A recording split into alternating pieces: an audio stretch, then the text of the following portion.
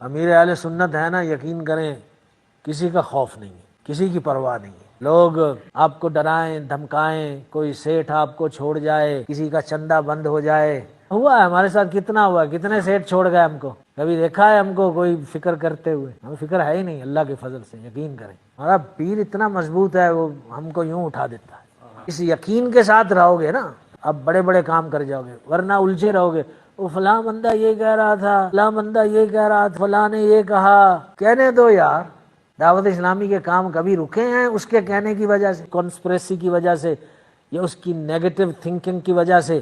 کیا دعوت اسلامی کے کام کبھی رکے ہیں؟ سب پرانے لوگ بیٹھے ہوئے میرے سامنے، جب ہمارا کچھ بھی نہیں تھا، جب کرائے کی بلڈنگوں میں ہم کام کرتے تھے، یہ سارا آپ کی آنکھوں کے سامنے ہی بنا نا۔ کبھی بھی میری بات سن لیں، اب اتاری ہیں یا تو مرید ہیں یا طالب ہیں، کبھی بھی مایوس نہ ہونا، اس یقین کے ساتھ رہنا ہے کہ ہم دینی دنیاوی جیسی بھی مشکل میں ہوں گے، ہمارے پیر و مرشد ہم پہ کرم فرمائیں گے، ہم اس سے نکل جائیں گے۔ یہ ایک ایسا پیر ہے، اس نے ہماری نسلوں کو بھی سنوار دیا، جس کو یہ فکر نہیں ہے کہ اپنی جیب میں ہاتھ ڈالیں اور میری جیب کو گرم کریں۔ یہ وہ پیر ہے جس کو اس کی فکر نہیں ہے۔ یہ وہ پیر ہے جس کا گھر مریدوں کے پیسے سے نہیں چلتا۔ کسی بدتمیز کی وجہ سے کیوں ہم اپنے باپ کی دعوت اسلامی چھوڑیں؟ کسی جاہل کی وجہ سے کیوں ہم اپنے باپ کی دعوت اسلامی چھوڑیں؟ بلکہ ہم اس کو سیدھا کریں گے، اس پر محنت کریں گے، اس پہ کام کریں گے، اس کو بتائیں گے، سمجھائیں گے، اس کی اصلاح کریں گے۔ لوگ حیران ہیں کہ یار ہمارے پاس کروڑوں پتی ہیں اور اربوں پتی لوگ ہمارے ساتھ ہیں، ہم ایک مسجد 10 12 سالوں میں نہیں بنا سکتے، یہ تم کیسے کر لیتے ہو؟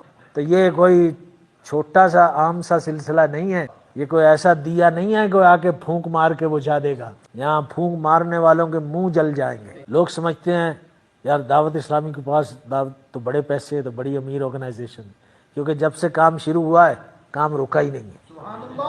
بس ہم نکلتے ہیں اور اس یقین سے نکلتے ہیں کہ اس سیٹھ کے مال میں ہمارا حق ہے، ہم بھکاریوں کی طرح نہیں جاتے۔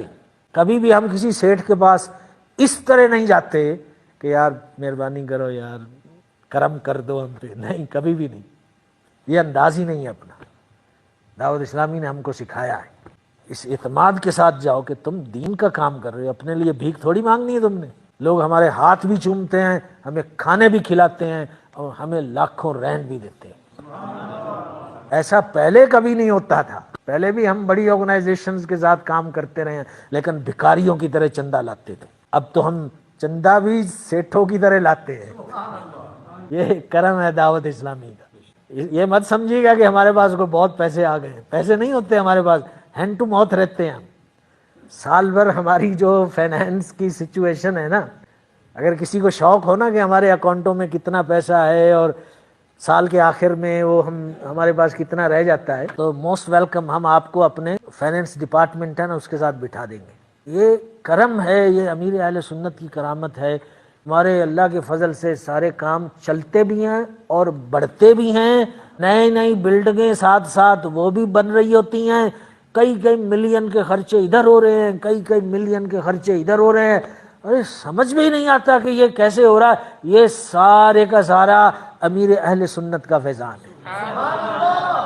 اب مجھے اس لیول پر یقین ہو گیا، اب یقین کریں کہ کوئی بھی کام ایسا نہیں ہے اسلامی کام جو دعوت اسلامی نہیں کر سکتی۔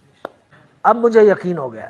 ساؤتھ افریقہ میں ہم تو چند لڑکے وڑکے تھے، جب عموماً ورکنگ کلاس قسم کے لوگ تھے۔ ساؤتھ افریقہ کے اندر 50 سے زیادہ مرکز بن گئے، ایسے چند سالوں میں دیکھتے دیکھتے ادھر بن رہا ہے، ادھر بن رہا ہے، ادھر بن رہا ہے، ادھر بن رہا ہے، بڑی بڑی شاندار مسجدیں، یہ سب۔ اچھا، اب جو دور ہے نا، میں آپ کو بتاتا ہوں، دنیا بھر میں اہل سنت والجماعت میں اگر کوئی حاسد ہے یا جس نے کینہ پالا ہوا ہے، اس کو مائنس کر دیں اور وہ مٹھی بھر لوگ ہوں گے دنیا بھر میں جس کے دل میں حسد بیٹھ گیا، یا کوئی جاہل پیر وغیرہ جس کو وہ سب شریعت کی پابندیاں پسند نہیں ہیں تو وہ دعوت اسلامی کو پسند نہ کرے اور اس کی وجہ سے امیر اہل سنت کو پسند نہ کرے، اس کی بات ہم نہیں کر رہے۔ اس کے علاوہ پوری دنیا اہل سنت کہ علماء، مشائخ، پیر، خانقاہیں سب نے اس وقت اس دور میں قبول کر لیا اور مان لیا ہے کہ امیر اہل سنت اللہ کے ولی ہیں۔ بہت سارے علماء نے ان کو غوث الوقت کہا ہے، بڑے بڑے قدآور علماء نے اس دور کے غوث ہیں۔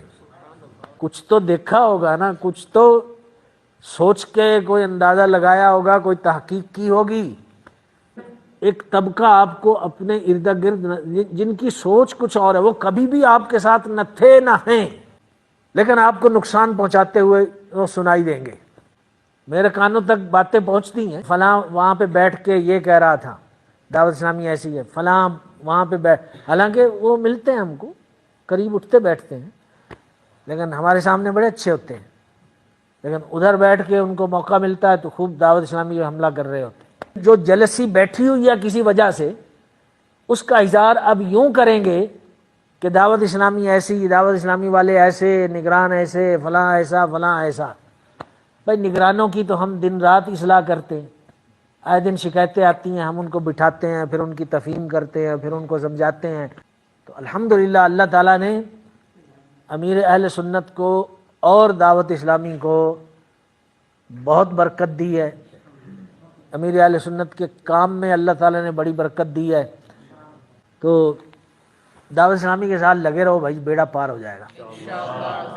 ماحول جیسا بھی ہو، ذمہ داران جیسے بھی بد اخلاق ہوں، ذمہ داران کی وجہ سے اگر آپ کو لگے کہ I don't feel at home, کوئی حرج نہیں۔ یہ دعوت اسلامی کسی ذمہ دار کی تھوڑی ہے، دعوت اسلامی تو آپ کے باپا کی ہے۔ کہ آپ اپنا گھر چھوڑ دو گے کہ کوئی باہر والا گھر آپ کے گھر میں آ کے آپ کو تنگ کر رہا ہے تو آپ کہو گے نہیں میں تو اپنا گھر ہی چھوڑ رہا ہوں؟ ایسا کرتے ہیں کوئی؟ تو دعوت اسلامی تو اپنے باپ کی ہے بھائی، باپا کیوں کہتے ہیں ہم؟ روحانی باپ ہے، ہمارے باپ کی ہے دعوت اسلامی، لیکن دعوت اسلامی کو کبھی نہیں چھوڑیں گے۔ یہی امیر اہل سنت بار بار فرماتے ہیں، کیا میرے بیٹو میری دعوت اسلامی کو کبھی نہ چھوڑنا۔ ہمیں اس ماحول سے وابستہ رکھے، امیر اہل سنت کی غلامی میں رکھے، امیر اہل سنت کو درازی عمر بالخیر عطا فرمائے، ان کے فیوز و برکات کو عام فرمائے۔